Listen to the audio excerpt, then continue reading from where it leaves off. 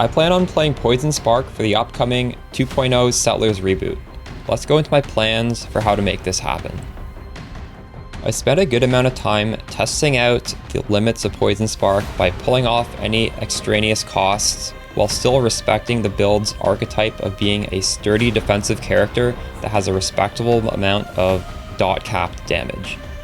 Now, it's hard to predict the exact cost of what this is going to look like in the league, although I have put together a shopping list with the expected costs of these items as well as sort of a worst case scenario.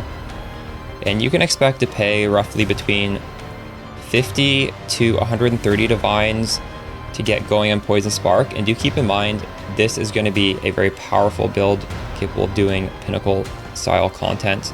And you are still going to be able to scale it quite a bit further. And I will go over this shortly.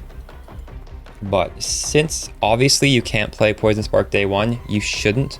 I am going to give you a suggestion of what you guys ought to league start instead. I think Pathfinder Poison's Concoction of Bouncing is going to be very solid at lower budgets, and you don't need to invest very much into Peaconk to be able to clear all the Void Stones and do some juiced mapping. So we do have a full league starter guide with a POB. This is what I'm going to be league starting, and we're going to be able to get a very powerful character early on, which will let us start crafting and buying up the P-Spark gear early on, and hopefully it's a little bit more accessible to buy. Okay, so let's take a look at this character and the associated costs. Well, I think we can say right off the bat, most of the cost is coming from these two crafts, a very powerful endgame quiver, which is actually possibly the final quiver you will ever need, even if you swap over to Original Sin. Because the quiver I'm suggesting is my GG endgame Original Sin quiver, which has the mods 2 Pierce, this turns into 7 Pierce, you know, very high amount of life, a lot of added flat damage, which goes a long way to scaling our poison damage. This has 76 times 3.5 projectile speed, so this is giving us almost 270% increased projectile speed. It is giving us hybrid chance to poison with increased damage with poison, and this is where you can sort of differ on the budget version. You actually don't need chance to poison when we're using the boot plus anoint tech.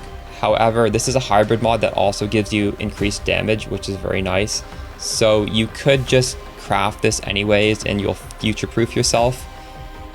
The other option here would be to go with fractured projectile speed, and that might sound like it would be cheaper. However, it is still going to be the exact same process and the exact same cost. The prefixes are all done the same. The only difference is you're going to have your projectile speed already on the quiver, and you're going to be using the harvest bench to roll for probably chaos resistance. However, in this case, you're going to be using the harvest bench to roll for projectile speed, and the chance to poison is a guaranteed mod with Hunter Influence Slam.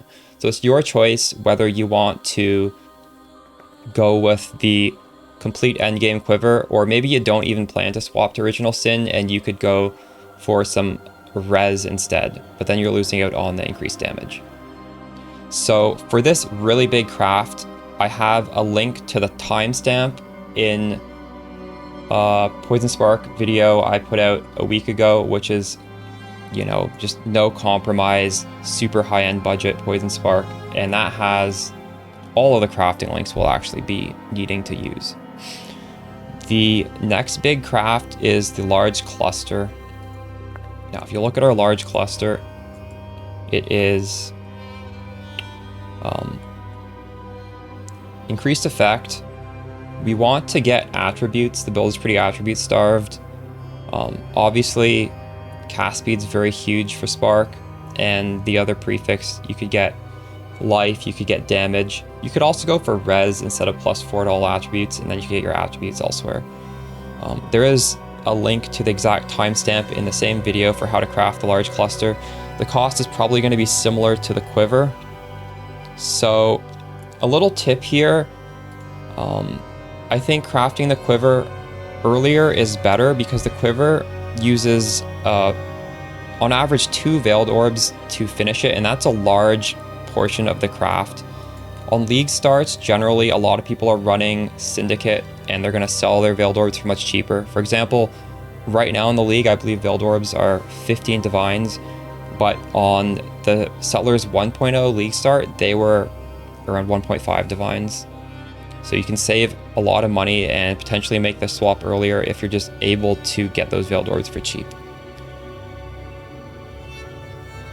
Now, those two things out of the way, there's an optional craft for a DPS ring. I would suggest you opt to not do this for the initial swap because it's just purely damage. It does increase the cost quite a bit, and we can just go for just some basic rings, just buy them off trade, you know, cap your res, cap your attributes, potentially get some cast speed, some chaos damage on there, whatever.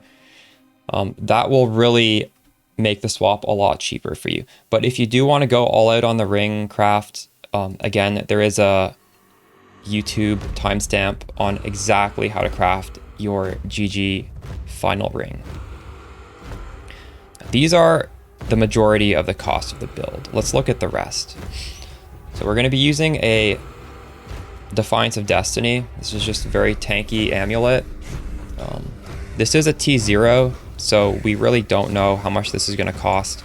I have it between 8 and 25 div because that's generally what it's been going for throughout the Settlers 1.0. After that, you know, doppelgangers, guys, this is a drop from Maven. It's not too rare, and you could honestly use this on your Peaconk build. I know I suggest to use Lightning Coil. Lightning Coil, doppelgangers, guys, they're both very powerful. In fact, Lightning Coil is a little bit better. The thing is, when you're making the swap, it's going to be hard to get all the resistances to accommodate for Lightning Coil, so I'm suggesting doppelgangers, guys, instead. Widow Hail, obviously a high roll on this is important because it's going to amplify this massive quiver we're crafting, so I'd go for 240 or higher. And this is such a common quiver, you can get a high rolled one for pretty cheap. Soul Ascension Gloves will double our damage, and it's pretty good with Poison Spark because we're not instantly killing enemies. Now this ramps up our Soul Eater, and once we get to full ramp, we are going to be having double damage essentially. And it requires us to be constantly hitting rare or unique enemies. So Soul Ascension works best when we have difficult content. For example, pinnacle boss fights, or if you're juicing your map with something like Beyond, you're going to have a lot of these rare and unique enemies that are going to be poisoned at all times. Now after this, you know, everything is just very cheap, you know, Tides of Time. This helps us get permanent uptime on our flasks. Now you are going to need permanent uptime on the Replica Sword of the Divine because this is how we sort of circumvent any possible mana issues. Spellcasters in general are having a really tough time with mana right now, and this flask gives us something like 1,600 mana regen at all times, assuming your Divine Life Flask is going. However, with the tech we're using, Bind Spike Cordial with Inextricable Fate, you do need to have your Life Flask going at all times anyways. So if you ever notice you run out of mana and you can't cast, that's just a sign you're not pressing your Life Flask. So remember, keep pressing your Life Flask, and that's honestly fine because you're not doing damage if you're not pressing your Life Flask anyways. So that's just sort of a little reminder to get back and press that flask. I suggest a life gain on hit Watcher's Eye. I don't think a 1 mod Watcher's Eye will be very expensive. Obviously you need a reflective oil for the amulet, and these boots, they're free. They're a very common drop from Eater. There's going to be thousands of them on the market. Now I do have some optional purchases. You could get an Impossible Escape for Chaos Inoculation. I have no idea what that's going to cost.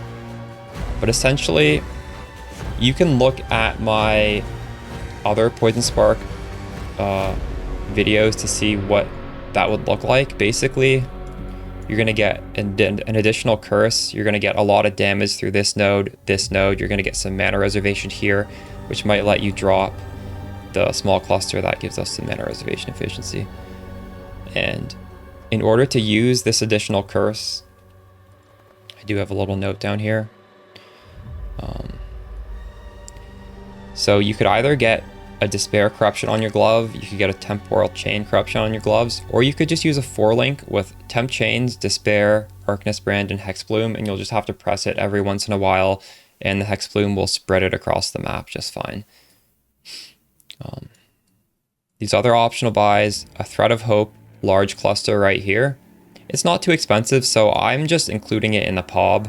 I think all the other optional ones is just going to be in default shown in the POB that's going to be attached to this file. If this happens to be expensive, don't worry about it. This point is important. You will path to it and ignore everything else. For light of meaning chaos damage, this is generally pretty cheap as well. Just a lot of damage if you socket it in here. Militant Faith, I opted to choose 4% increased LE damage and 2% to all resistances. This is going to make it much easier to cap your res, and it's also pretty good damage here. Eventually, you will want to put an Unnatural Instinct, and it will give you a lot more value from the Militant Faith, but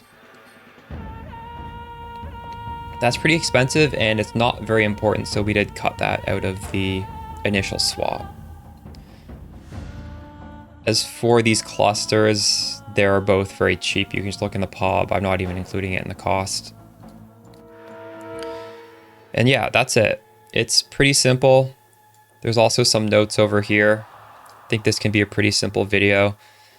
Obviously, you are going to get an actual transition swap guide once the league comes out and once I do the swap, because all of this is very speculative. And I'm going to want to give you guys actual prices with an actual swap. But I mean, this is my character right now. It's literally already swapped. We can clear T17s just fine. It just feels honestly very similar to the super high-end budget ones. We're not really making too much compromises. What can I leave you guys with? I guess you're going to want this Excel sheet.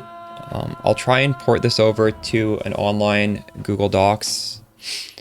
I'm also going to attach this in my Discord. My Discord has a Poison Spark channel, and it's just going to be pinned in there. You might as well join the Discord if you plan on playing Poison Spark, because, you know, that's where everyone else is likely going to be.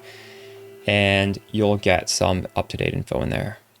I should note that this is more of a build construction video than a build guide itself. And if you want a build guide to how to play Inextricable Fate, Poison Spark, I do have it. It's just 7 minutes. I think this is worth a watch if you plan on playing Poison Spark this upcoming league. Yeah, that's the plan. Tomorrow we're going to be league starting using Peaconk Bouncing, and I'm going to stay on this for quite a while, I guess, because we're going to want to farm all of that gear. Should be fun. Excited for Settlers 2.0. Yeah, that's a wrap.